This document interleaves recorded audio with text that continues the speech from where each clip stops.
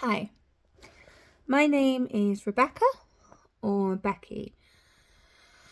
I started raising awareness about my illnesses probably around 2019-ish as a way of, like I said, raising awareness, but also just,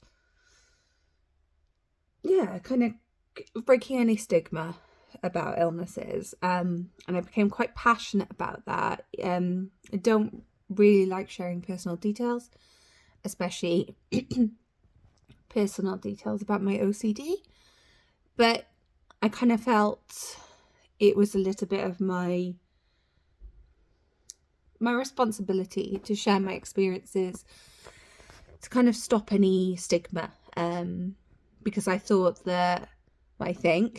that if all of these people who have OCD believe the myth, then that's one less person who might see a doctor who could get treatment for how debilitating OCD actually is. So I kind of share my testimony at work, and I set up awareness pages and shared posts, and that was kind of where my journey began.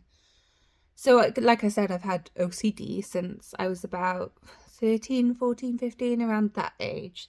So longer than I really want to admit.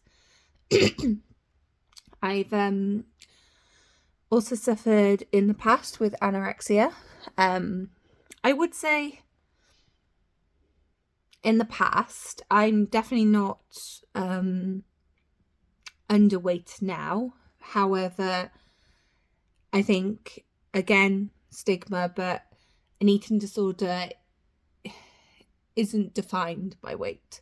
I mean, the NICE guidelines may disagree with me, but an eating disorder or anorexia is a mental illness. So something I will carry with me for most of my life, if not all of my life. So yes, I'm kind of being discharged and I'm somewhat healthy now.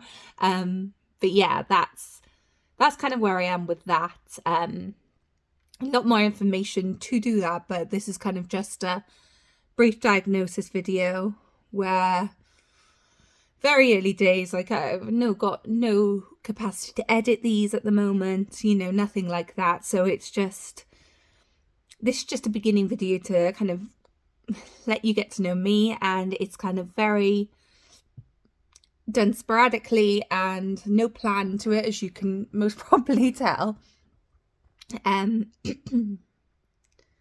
So I kind of excuse me, went around, so I've had OCD for most of my life, on and off, bad times and better times. Anorexia, I was diagnosed when I was about 19. I was discharged about the age of 20 or 21. So I kind of recovered quite quickly weight-wise.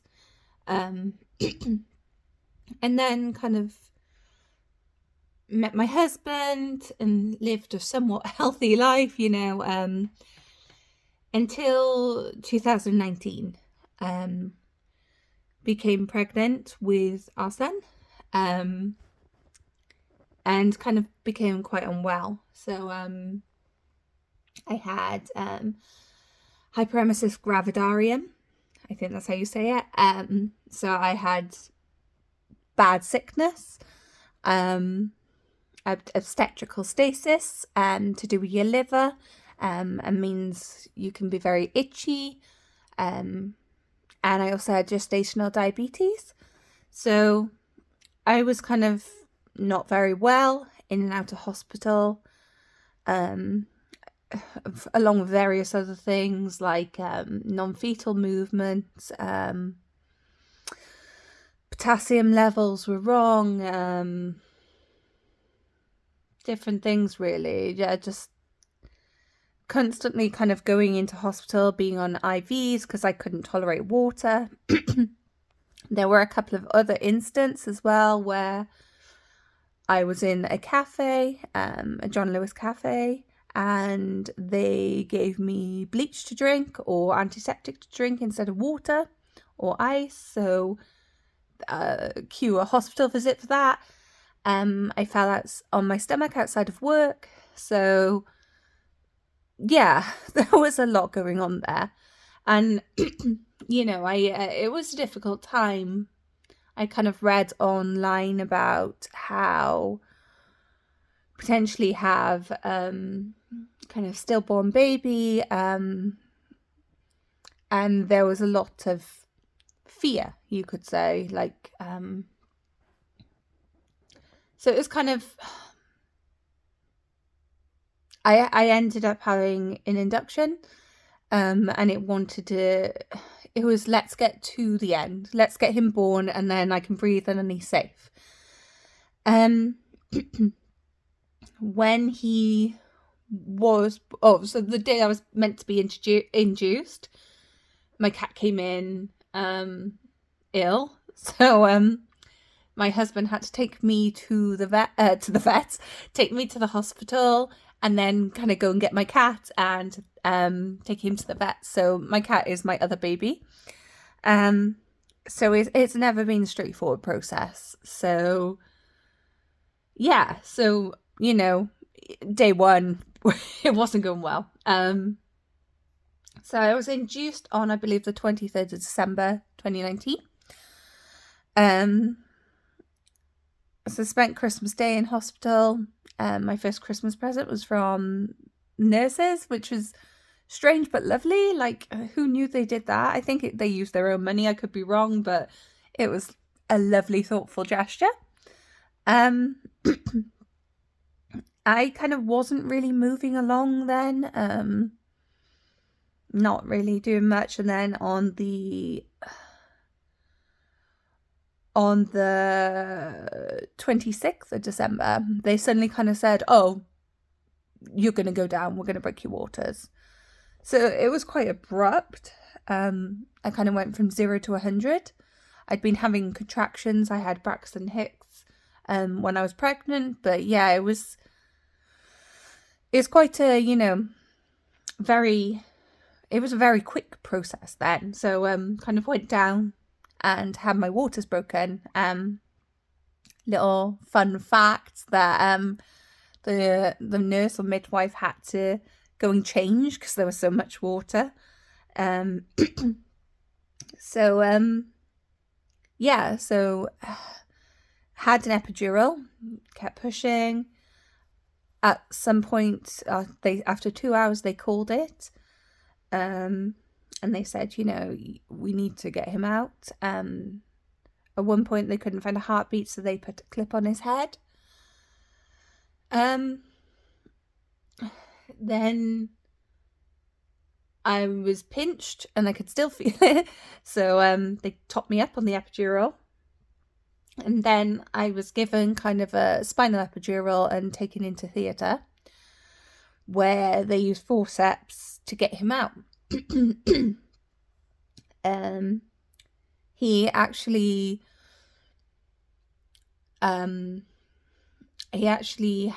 couldn't breathe at that point. Like so they took him out and he had to have a tube down his throat very quickly.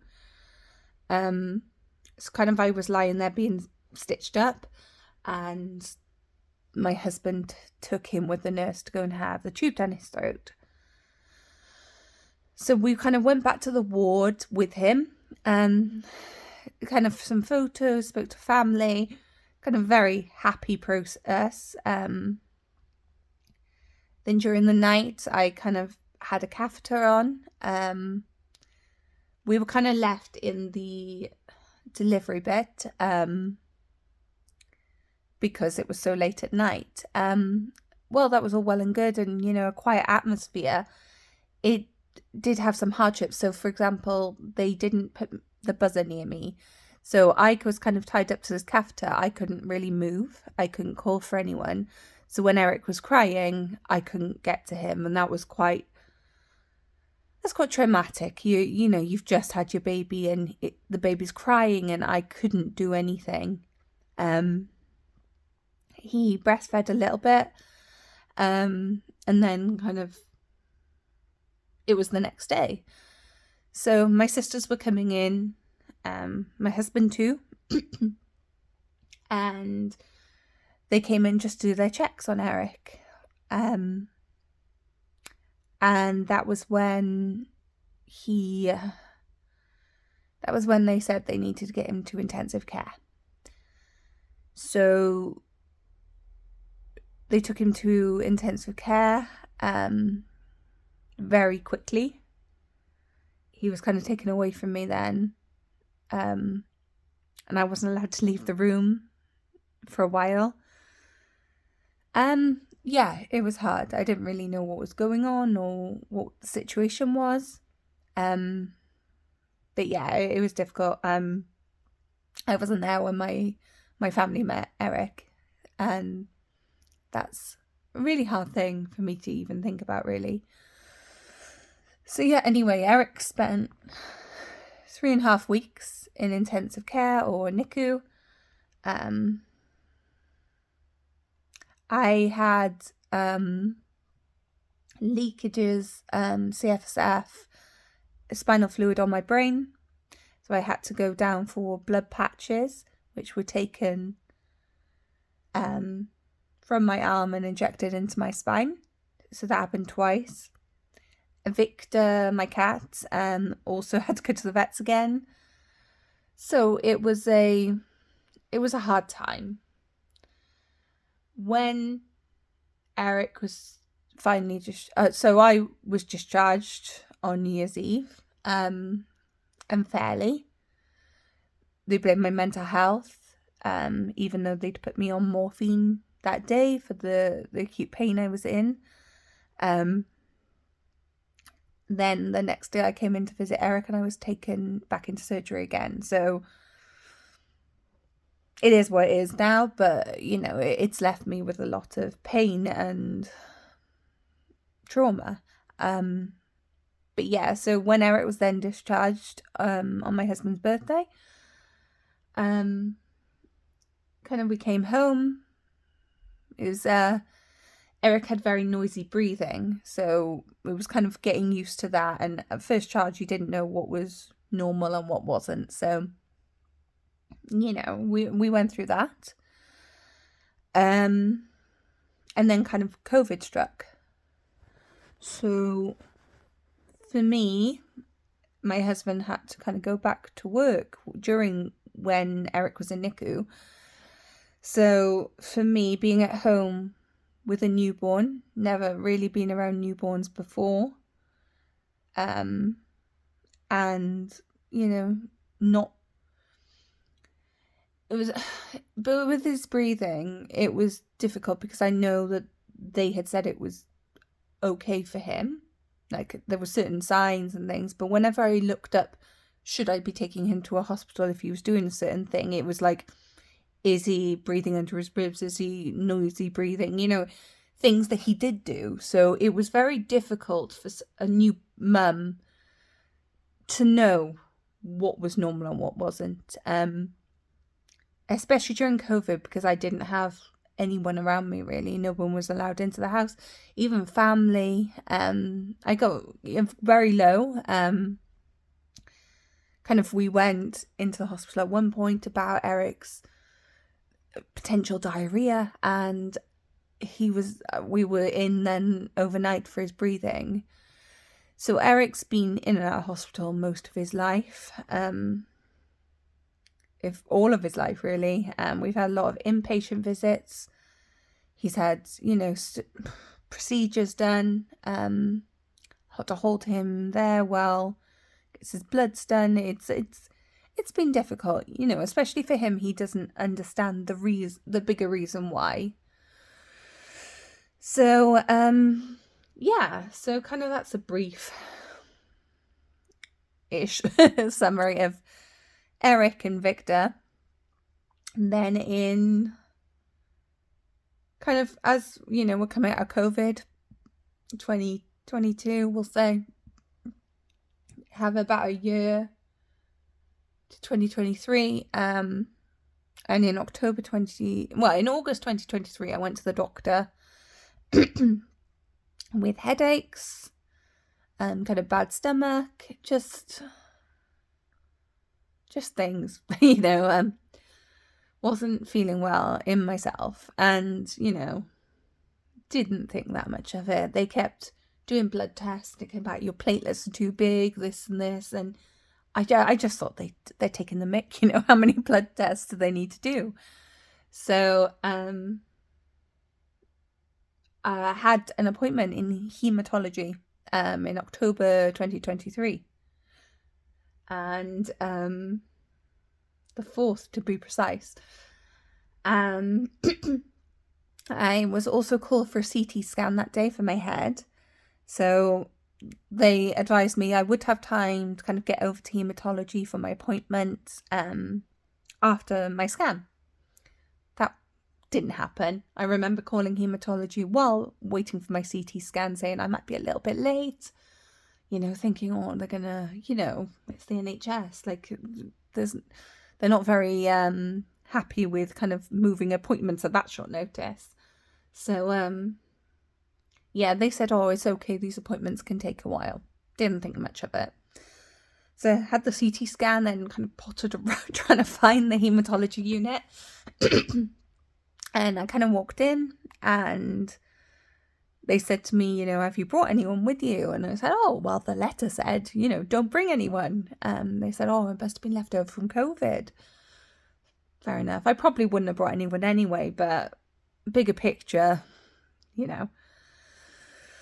So I was told that they thought I had leukemia that day. And that started my journey, really. I then found out that I had something called idiopathic intracranial hypertension, which is excess fluid on my brain. And I also have Chiari malformation 1, which means that my brain is protruding out of my skull, kind of going towards my neck. A 50mm diagnosis. So that was a lot in 1 October. So kind of going from a somewhat healthy person, in prior to 2019, to a lot of illnesses, has taken some adjusting, both for me and for my family. The IAH could potentially affect my eyesight, could lead me to go blind. There's a lot there to unpack. I also have a lot of trauma from what happened to Eric, and kind of the subsequent visits to the hospital. So there's been a lot. And yeah, the best way I've been thinking of trying to deal with everything is to kind of write. I did my degree in English, and I want to write about these events as a way of journaling for myself, but also as a way of making an awareness. My dad kind of said to me when I was younger about my OCD and about writing a book, because I like to write, and raising awareness of it. And I think that I could do that with all of these illnesses, but also it hopefully be therapeutic in a way to kind of help me get over what I've been through. So this is my plan, long term. I also want to kind of set up this video to go on my social media, and YouTube, as a way of kind of vlogging and starting it. It could be a load of rubbish. I'm probably not going to watch this back, because this is literally me talking to myself. And probably even the thought of anyone watching this makes me cringe. But I think very few people know my story. I'm very optimistic on social media, and I deliberately do that. But there's a lot behind the scenes that people don't know, don't see. Even some people closest to us don't know what goes on, don't know how hard it is to manage full-time jobs with my husband being the only one who drives me to appointments, with a 5-year-old who also has health problems. So, yeah, there's a lot. There's a lot of appointments. There's a lot to unpack. I'm probably going to do kind of topics, and then maybe go into the birth trauma a little bit more, kind of, do one on IAH and what my symptoms are with that and leukemia, and, kind of go from there. But for now, this is kind of a brief overview of what's wrong with Becky, which I might title the video. Probably not going to watch this back, so if this is terrible or if it really needs editing, just don't tell me. But yeah, this is kind of my way of resolving what happened to me, hopefully, and also getting that message out there that there is more to people than what they seem. I might be optimistic on social media, but that doesn't mean we're not struggling. It also hopefully will raise awareness of these illnesses. And I can now stop looking at my face and analysing it within an inch of my life. So thank you if you got this far. I am shocked and eternally grateful. But yeah, hope you all have a good day and you don't sit here listening to me talk anymore.